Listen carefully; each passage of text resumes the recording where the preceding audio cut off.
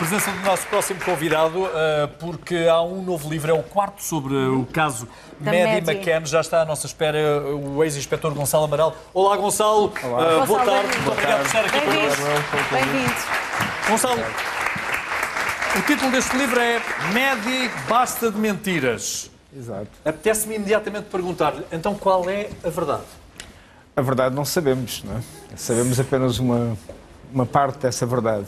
É que no dia 3 de maio de 2007 ocorreu um alerta de desaparecimento. E nem isso sabemos se é um alerta verdadeiro, se naquela noite desapareceu uma criança ou se a criança já tinha desaparecido anteriormente, mas de facto desapareceu uma criança. Gonçalo, e alguma vez saberemos a verdade? Temos condições ainda para averiguar? Passados tantos anos? Passados tantos anos dos acontecimentos? Sabe, este caso, ao longo dos anos, se vai aprofundar mais isso, é o tal desígnio político que tem ocorrido desde o início, desde a visita do embaixador lá à investigação, digamos assim, ao embaixador britânico em Lisboa, que se deslocou por Portimão. Há um desígnio político. Se os políticos largarem a investigação, porque qualquer investigação criminal não pode ser condicionada por interesses políticos, se largarem a investigação, de facto, conseguimos ir chegar ao fim e saber com algum grau de certeza o que é que terá acontecido. Mas não há interesse. É evidente que esta pergunta até parece um bocado disparatada, mas não há interesse em que os pais saibam o que é que sucedeu a esta criança? Olha, se houvesse interesse até dos pais, se calhar, saberem o que é que se passou com esta criança... Pediam imediatamente à política britânica para se afastar. Exato. Olha, repara, há uma questão que esclarece esse interesse da parte dos pais. Nós costumamos dizer, e isso é um facto, é que nestas situações é necessário conhecer a vítima. E esta vítima, há uma parte, pelo menos, que nós não conhecemos, que é a parte, o histórico clínico dessa criança. E estes pais nada fizeram para nós conhecermos o histórico clínico. Numa carta rogatória logo em 2008, foi-nos proibido pelas autoridades britânicas, judiciais britânicas, o acesso a esse histórico clínico. E os pais não poderiam muito bem ter fornecido esse histórico clínico. Portanto, se nós olharmos para isto, até parece que os pais também não querem saber. Não é? E esta é a grande questão. Aqui pouco importa o que é que uns querem ou podem, ou que não podem, e por aí fora. O que importa é conhecer o que é que aconteceu de facto a esta criança, estando aberto todas as hipóteses, está tudo ainda aberto, 14 anos depois. 14 anos depois de gastos milhões e milhões de libras no reino de Sua Majestade, estamos no mesmo ponto. E agora um ponto um pouco diferente, porque procuramos aquela solução final, que é entregar isto tudo, todas as suspeitas a um pedófilo, a um suspeito pedófilo, alguém que tinha metido um alemão, neste caso, a um alemão. E este livro o que faz é isso mesmo, é a análise da investigação toda, tanto portuguesa como a parte alemã. Eu tive acesso ao processo alemão, ao processo em que este indivíduo foi investigado e julgado por um crime de violação de uma americana na Praia da Luz. Sim. Crime esse nem existiu, face a exames...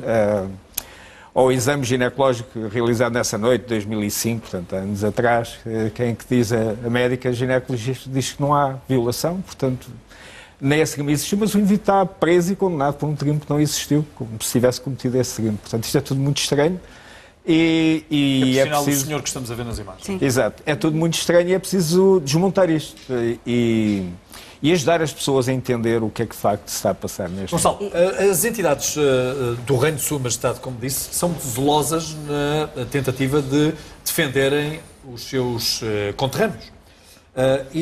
O que parece estranho é, no caso de Madeleine McCann, não terem o comportamento idêntico, parecido, semelhante a outros casos já existentes, e não estamos a falar de crianças, estamos a falar de adultos. Sabe, de adultos e até de crianças. E até de exemplo, já se gastaram milhões, como eu disse há pouco, milhões de libras relativamente a esta criança. E o Reino Unido tem desaparecimentos de várias outras crianças e não se gastam esses milhões. Há, por exemplo, o caso de uma criança desaparecida há anos na Grécia que não se está a gastar esses milhões.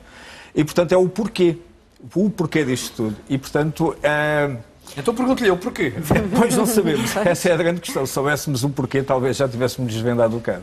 Acha que a sua investigação cometeu alguns erros que possam ter comprometido também o alcance da verdade? Sim, olha. Nós, de início, nestas investigações, a questão é sempre se os pais são ou não são suspeitos. Aqueles têm a responsabilidade pela guarda da criança, uma criança desta idade. E, normalmente, dentro do circunstancialismo em que esta criança que se diz desapareceu na Praia da Luz, os pais teriam que ser considerados suspeitos. Um dos erros foi não termos iniciado a investigação por aí e lançado mão de todas as técnicas que existem quando existem suspeitos concretos, logo no início, nomeadamente escutas telefónicas, vigilâncias, tudo o que se possa imaginar. Isso não foi feito.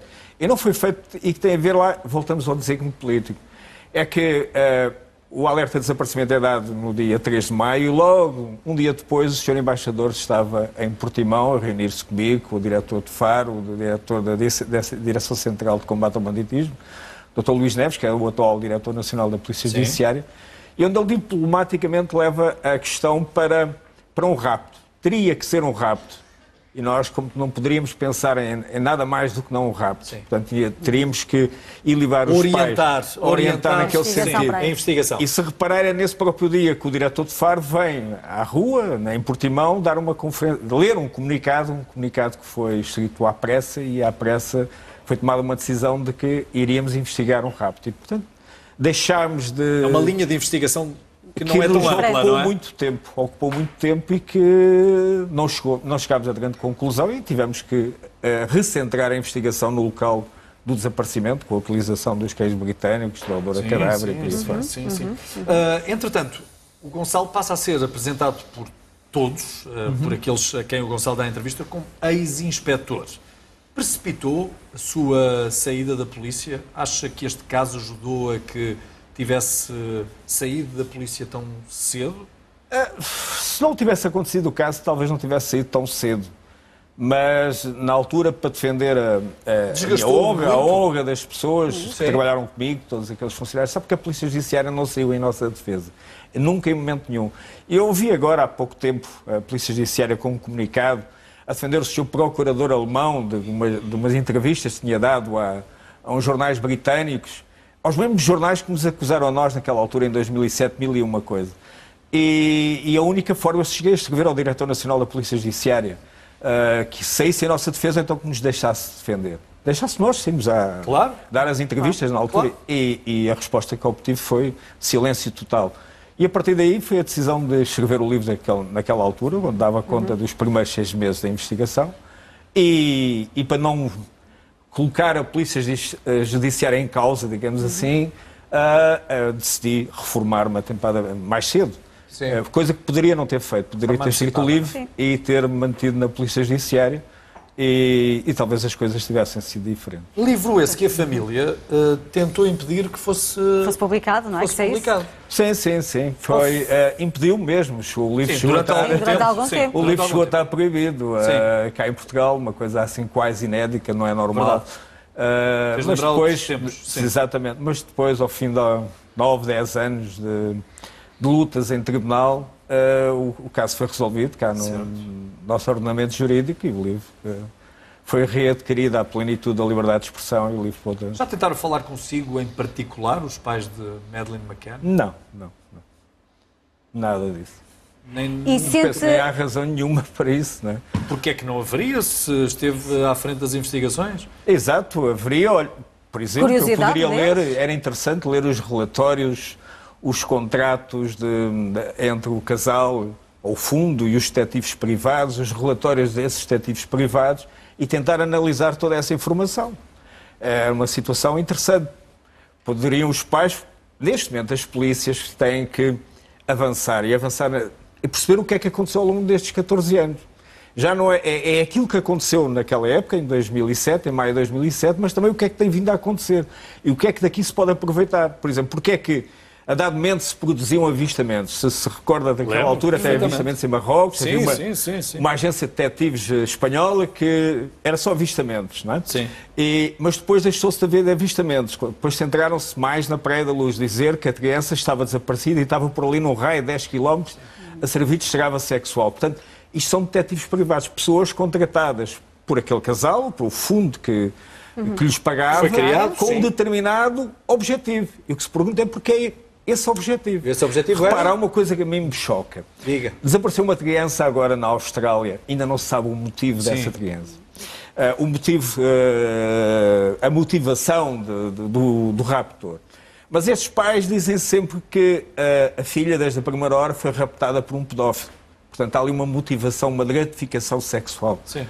Em termos estatísticos, é aterrador aquilo que acontece a uma criança de 4 anos raptada por alguém movido por um interesse sexual.